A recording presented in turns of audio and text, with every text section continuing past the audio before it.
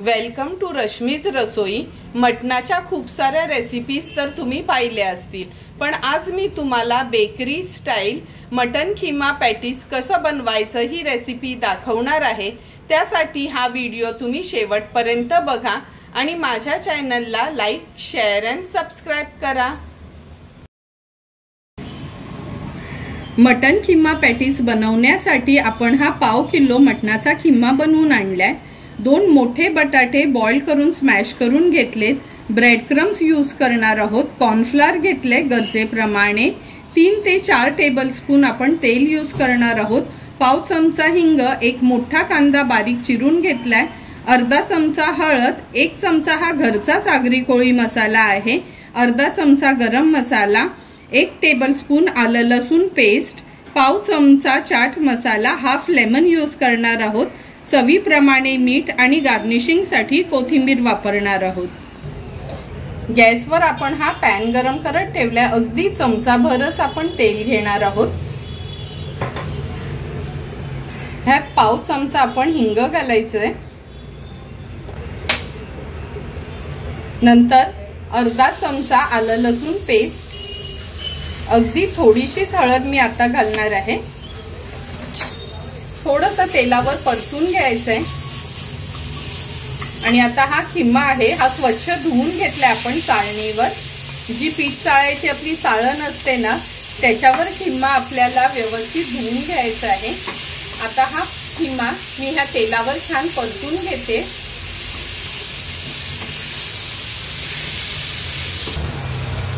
खिमा एक 4 ते 5 मिनिटांसाठी छान ह्या पेस्ट मध्ये आपण परतून घेतले। आणि हे बघा खिम्याला पाणी देखील सुटलंय, पण यात मी थोडंसं उकळतं पाणी ऍड करणार आहे। म्हणजे 1 पाव कप एवढंच पाणी ऍड केलंय।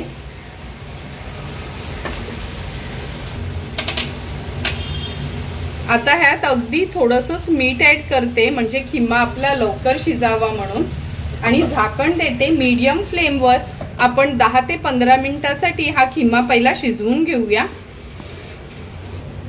10 ते 15 मिनिटं झालीत आपण हा खिमा शिजवत ठेवलेला। हे बघा पाणी पण त्यातलं पूर्ण इव्हॅपोरेट झालंय आणि खिमा पण छान शिजला गेलाय।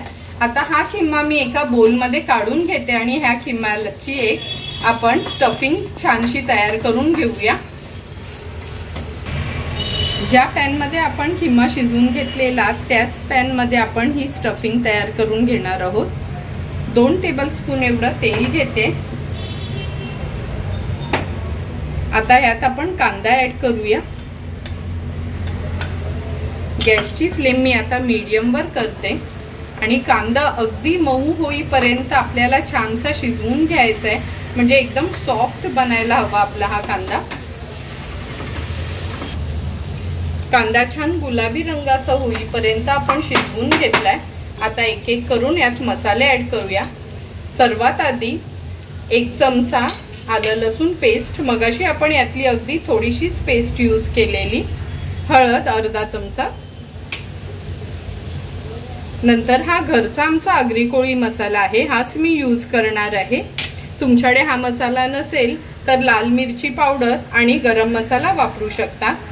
एक चांगली रिच टेस्ट येण्यासाठी अगदी पाव चमचाच गरम मसाला यूज करते। हा मसाला तर मी घरीच बनवलाय आणि हा व्हिडिओ ऑलरेडी अपलोड केलाय, नक्की बघा तुम्ही तो गरम मसाला मी कसा बनवलाय। चाट मसाला। आता हे सर्व मसाले आणि आलं लसूण पेस्ट आपल्याला कांद्यामध्ये छान एकजीव करून घ्यायची आहे। गॅसची फ्लेम आपण लोच ठेवणार आहोत। लो फ्लेमवर हे मसाले छान शिजवून घ्यायचे आहेत। मसाले तेलावर छान आपण हे शिजवून घेतलेत। आता हा जो खिमा आपण शिजवून घेतलेला आहे तो ऍड करूया। हे बघा कुकरला न लावता देखील पॅन मध्येच किती सुंदर असा 10 ते 15 मिनिटात हा खिमा आपला शिजला गेलेला। आता ह्यात आपण चवीप्रमाणे मीठ ऍड करणार आहोत। थोडासा लेमन स्क्वीज करते, अर्धा लिंबू घेतलाय हा। आता व्यवस्थित हे सर्व मसाले ह्या खिम्यामध्ये आपल्याला मिक्स करून घ्यायचे आहेत। गॅसची फ्लेम मी मीडियम वरच ठेवली हे मसाले त्याच्यात मिक्स करताना। मसाल्यांमध्ये खिमा व्यवस्थित मिक्स करून घेतलाय। आता झाकण देते आणि एक 2 ते 3 मिनिटांसाठी लो फ्लेमवर याला वाफ काढून घेणार आहोत। 2 ते 3 मिनिटं झालेत, आपण ह्याला वाफ काढून घेतली आहे छानशी। हे बघा वाफ पण छान आली आहे आणि आपली ही खिम्याची स्टफिंग रेडी झाली आहे। ही एका बोलमध्ये मी काढून घेते आणि गार करते। खिम्याची स्टफिंग गार होईपर्यंत आपण त्याचा आउटर कवरिंग बनवून घेऊया।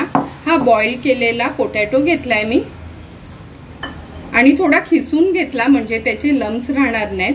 पहिला 2 टेबलस्पून एवढा कॉर्नफ्लोअर ऍड करते। चवीप्रमाणे मीठ ऍड करूया। आता हे व्यवस्थित आपल्याला मिक्स करून घ्यायचंय म्हणजे ह्याच्या पिठाचा गोळा तयार होईल ना असं। आणि गरज लागली तर आणखीन थोडं कॉर्नफ्लोअर आपण ऍड करू शकतो।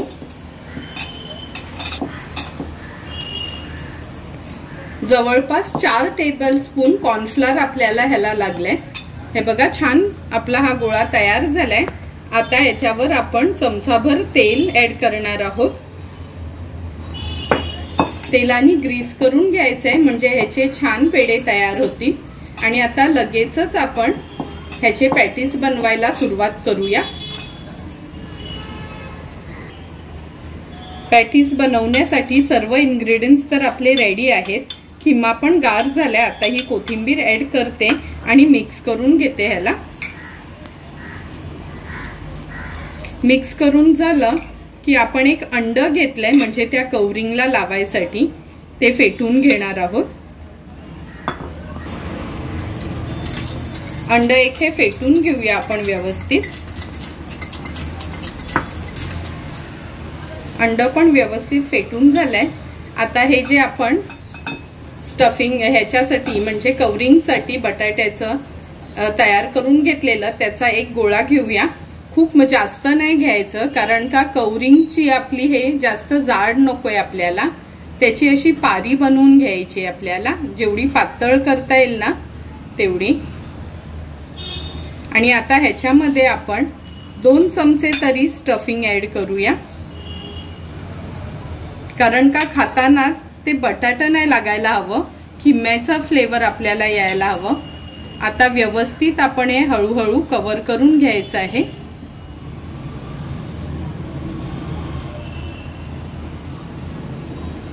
हाताने थोडं आपण त्याला राउंड करून घेऊया।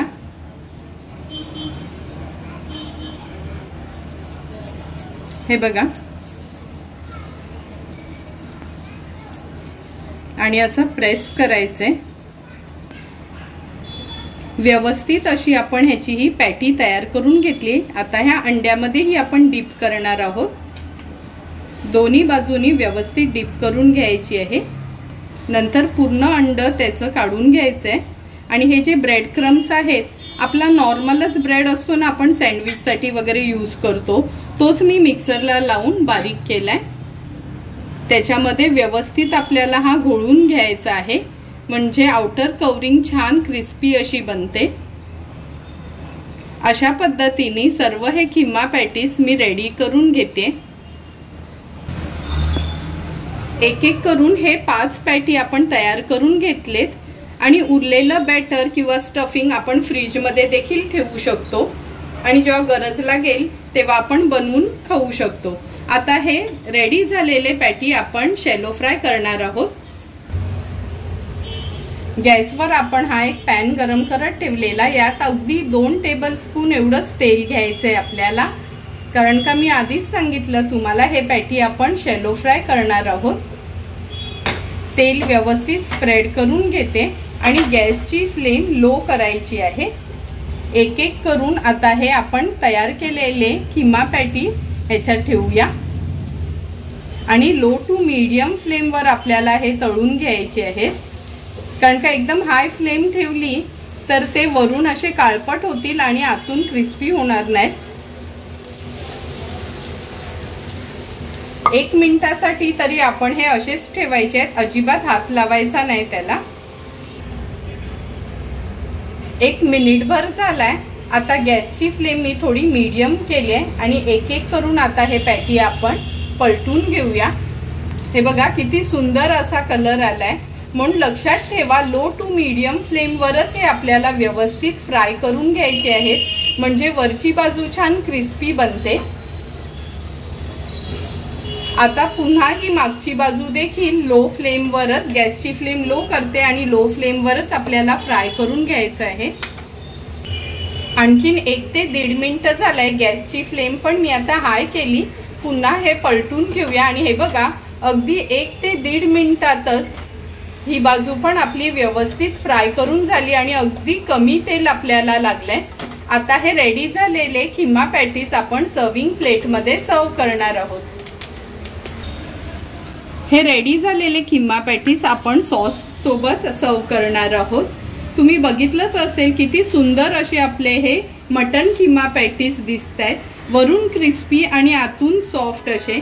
तुम्हाला पण जर मी बनवलेले हे मटन खिमा पॅटीसची रेसिपी आवडली असेल तर तुम्ही पण नक्की माझ्या पद्धतीने हे मटन खिमा पॅटीस एकदा तरी ट्राय करा आणि मला कमेंट करून सांगा की तुम्ही बनवलेले हे मटन खिमा पॅटीस कसे झाले ते।